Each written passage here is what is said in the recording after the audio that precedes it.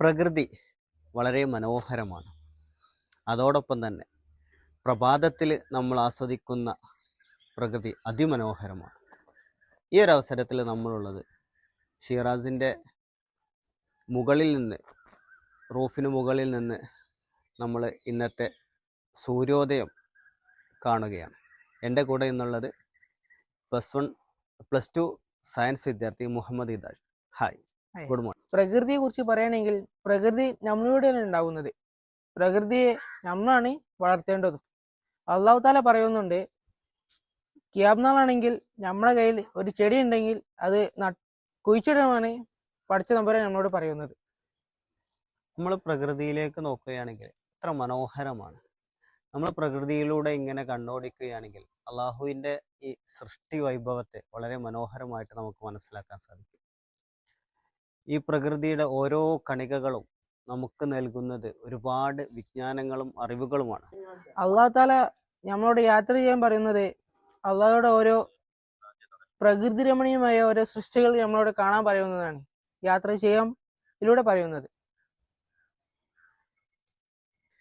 യാത്രയെക്കുറിച്ച് പറയുമ്പോൾ അള്ളാഹു പ്രകൃതിയിലൂടെ യാത്ര ചെയ്ത് നമ്മളോട് അവിടെ നിരീക്ഷിക്കാൻ പറയുന്നത് എങ്ങനെയാണ് മുൻഗാമികൾ ഇവിടെ ജീവിച്ചത്, അവരുടെ ബാക്കി പത്രങ്ങളാണ് ഇന്ന് നമ്മൾ കാണുന്ന മരങ്ങളും ചെടികളും ഭൂപ്രകൃതിയൊക്കെ അവർ ബാക്കി വെച്ചതാണ്.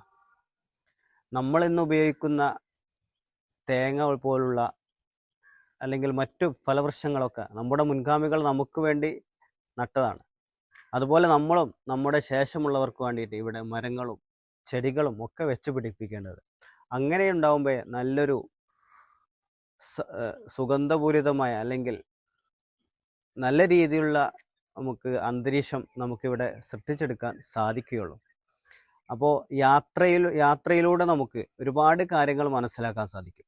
പ്രകൃതിയെക്കുറിച്ചും മറ്റും നമ്മൾ മലയോര മേഖലയിലേക്ക് അല്ലെങ്കിൽ ഫോറസ്റ്റുകളിലേക്ക് സന്ദർശിക്കാൻ, അവിടെ വ്യത്യസ്ത മരങ്ങൾ, വ്യത്യസ്ത ചെടികൾ, മൃഗങ്ങൾ, അവിടെയുള്ള ജീവജാലങ്ങളൊക്കെ നമ്മൾ കാണുമ്പോൾ നമുക്ക് ഒരുപാട് വിജ്ഞാനങ്ങളും അതോടൊപ്പം തന്നെ അള്ളാഹുവിൻ്റെ ഈ സൃഷ്ടി വൈഭവത്തെക്കുറിച്ചുള്ള വിശാലമായ ആ ഒരു സൃഷ്ടിപ്പിനെ കുറിച്ചൊക്കെ നമുക്ക് മനസ്സിലാക്കാൻ സാധിക്കും.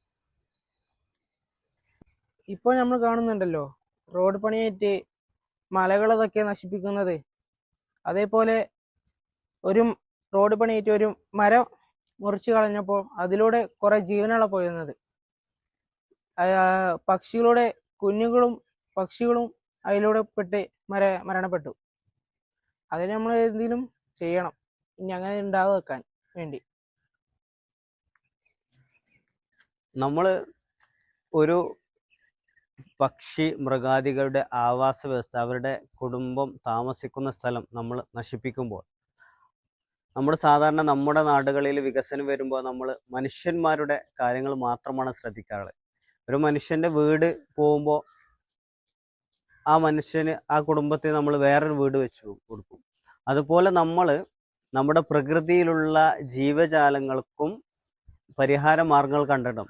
ഒരു മരം മുറിക്കുകയാണെങ്കിൽ അപ്പുറത്ത് മറ്റൊരു മരം നട്ട്, ഒരു കിളിക്കൂട് നശിപ്പിക്കാൻ ആ കിളിക്ക് താമസിക്കാനുള്ള മറ്റൊരു വ്യവസ്ഥ, അങ്ങനെ ആ രീതിയിൽ നമ്മുടെ കാര്യങ്ങൾ നല്ല രീതിയിൽ കൊണ്ടുപോകുമ്പോൾ നമുക്ക് ഈ മനോഹരമായ ഈ പ്രകൃതിയെ നമുക്ക് എന്നും നിലനിർത്താനും നമ്മുടെ ഭാവിക്ക് ദാനമായിട്ട് നൽകാനും സാധിക്കുകയുള്ളൂ. അതിന് നമുക്കെല്ലാവർക്കും സാധിക്കട്ടെ എന്ന് ആശംസിക്കുന്നു.